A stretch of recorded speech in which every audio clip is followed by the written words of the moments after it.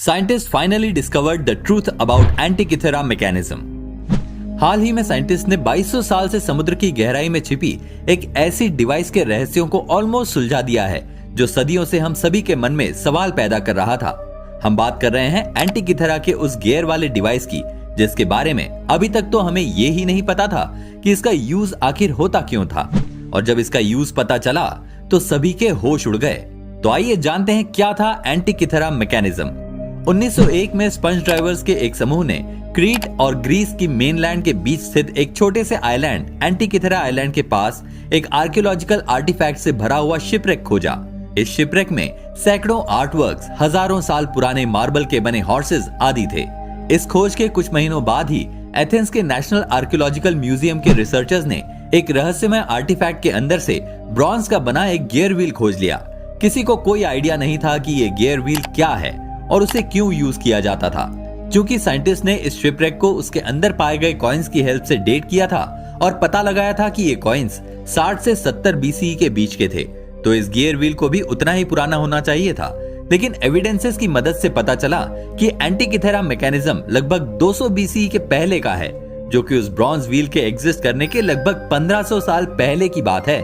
उसके बाद 1950 तक लोगों ने इस खोज पर कोई खास ध्यान नहीं दिया, लेकिन जब ब्रिटिश साइंस हिस्टोरियन और येल प्रोफेसर डेरेक जे डे सोलाप्राइज ने लगभग 2 दशकों तक इसे स्टडी किया, उन्होंने अंदाजा लगाया कि इस गियर व्हील में लगभग 223 दांत होंगे और इसकी मदद से किसी स्पेसिफिक दिन पर आसमान में चंद्रमा की पोजीशन का पता लगाया जा सकता होगा। इससे पहले किसी ने इस डिवाइस के बारे में इतना नहीं सोचा था, और जब इसकी स्टडी शुरू हुई तो हमारे एंसेस्टर्स द्वारा बनाए गए इस गैजेट ने सबके होश उड़ा दिए। किसी को अंदाजा ही नहीं था कि सालों पहले किसी ऐसे गैजेट की खोज की जा चुकी है जो स्पेस में मून की पोजीशन, सन और मून के बीच की डिस्टेंस आदि जैसे जटिल चीजों को भी कैलकुलेट कर सकता है। किसी साइंटिफिक टेक्स्ट में या कहीं भी इस तरह के किसी गैजेट का जिक्र भी नहीं था। ये वाकई हैरान कर देने वाली बात है कि एंशिएंट ग्रीक्स ने अपनी सिविलाइजेशन के फॉल के कुछ ही समय पहले इतनी कमाल की सोच और समझ विकसित कर ली थी, और सिर्फ समझ के मामले में ही नहीं बल्कि ये लोग तो साइंटिफिक खोजों के मामले में भी हमारे एक्सपेक्टेशन से काफी आगे थे। प्रिंस ने इसे स्टडी करने की और इसमें लिखे ग्रीक इंस्क्रिप्शंस को डीकोड करने की काफी कोशिशें की, लेकिन उनके हाथ कोई खास इंफॉर्मेशन नहीं लगी और 1983 में बिना एंटीकिथेरा मैकेनिज्म को डीकोड किए ही प्रिंस की मौत हो गई। हालांकि प्रिंस के समय इतनी उम्दा टेक्नोलॉजी तो नहीं थी कि वो एंटीकिथेरा मैकेनिज्म के बारे में कुछ ज्यादा पता लगा पाते, लेकिन उन्होंने इसकी इंपॉर्टेंस का एक आइडिया दुनिया को जरूर दे दिया था। 2005 तक टेक्नोलॉजी ने काफी तरक्की कर ली थी और इसीलिए तब 2005 में इस अनोखे आर्टिफैक्ट को 3 डायमेंशनल एक्सरे टेक्निक का यूज करके स्टडी किया गया। इसके लिए 8 टन के वजन वाली एक मशीन को एथेंस से अमेरिका लाया गया था, और इस 3D एक्सरे टेक्निक के बाद जो सामने आया वो वाकई हैरान कर देने वाला था। जब इस डिवाइस का 3D एक्सरे निकाला गया तो इसमें सिर्फ 83 एलिमेंट्स ही ठीक ठाक अवस्था में थे। इसके अलावा इसमें एक यूजर गाइड भी थी, वो ब्रॉन्ज के टैबलेट पर था जिस पर जंग लगी हुई थी।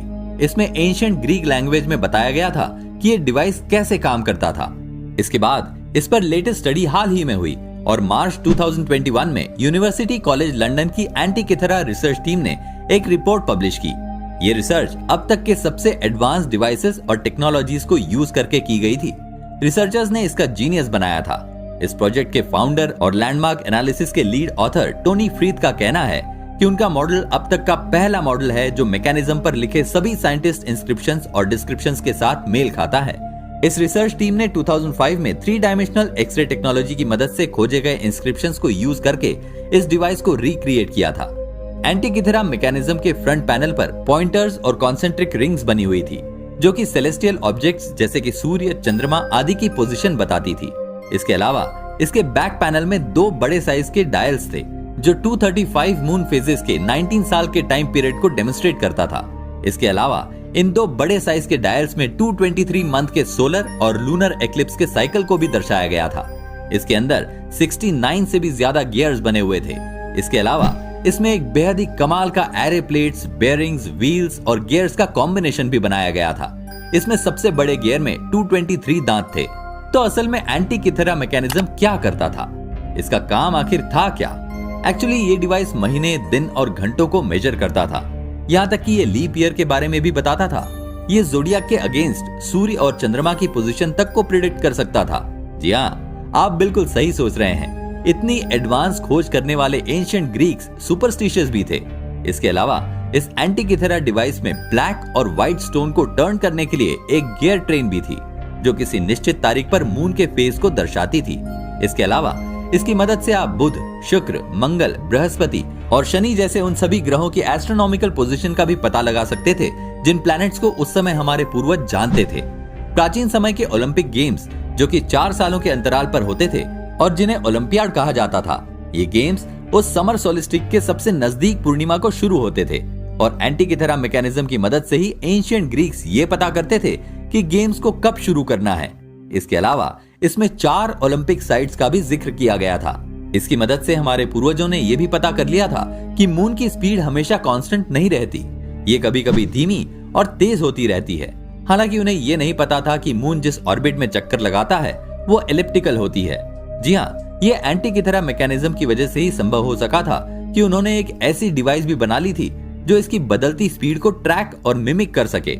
इसके लिए इसमें पिन और स्लॉट मैकेनिज्म का इस्तेमाल किया गया था। इसके अलावा इसमें एक एपिसाइक्लिक गियर भी था।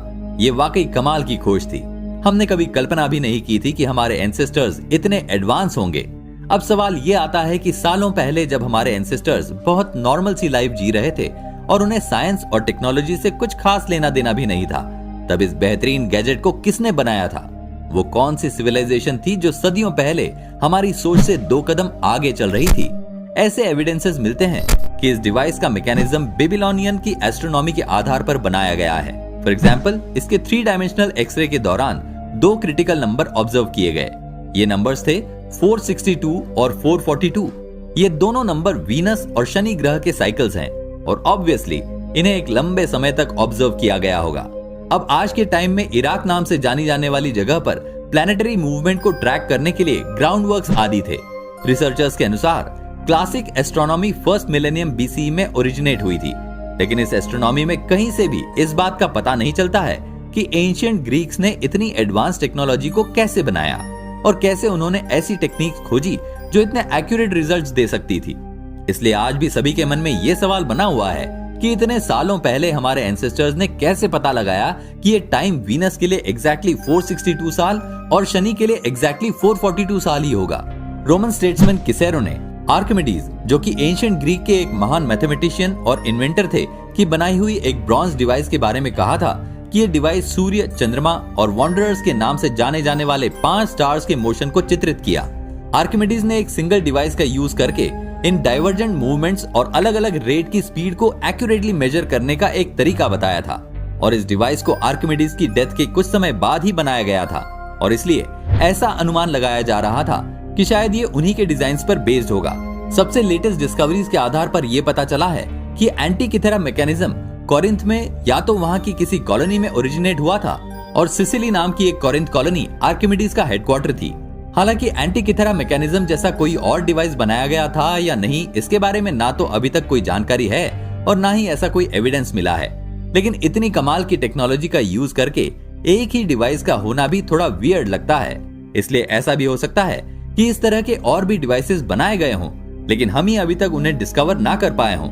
एंटिकिथेरा मैकेनिज्म की रिसर्च की नींव रखने वाले डेरेक डे सोला प्राइस, जिनके पास कोई खास मॉडर्न टेक्नोलॉजी तो नहीं थी, लेकिन फिर भी उन्होंने बिना किसी मॉडर्न टेक्नोलॉजी के ही ये पता नहीं लगा लिया था कि एंटिकिथेरा मैकेनिज्म बेहद ही खास और एडवांस डिवाइस था और ये उन्हीं की वजह से पॉसिबल हुआ कि हम आज अपने एंसेस्टर्स के बनाए हुए इतने बेहतरीन गैजेट को समझ पाए।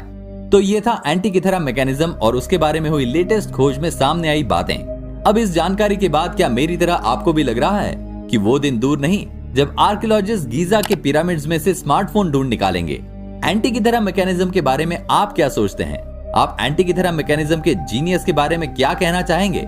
और क्या आपको लगता है हमारे पूर्वजों ने इससे भी ज्यादा एडवांस चीजें बनाकर रखी होगी जिनके बारे में जानना भी बाकी है? अपना जवाब हमें कमेंट करके बताइए। ऐसे ही अन्य रोचक तथ्यों की जानकारी के लिए हमारे चैनल को सब्सक्राइब करना ना भूलें। Thanks for watching. Bye bye.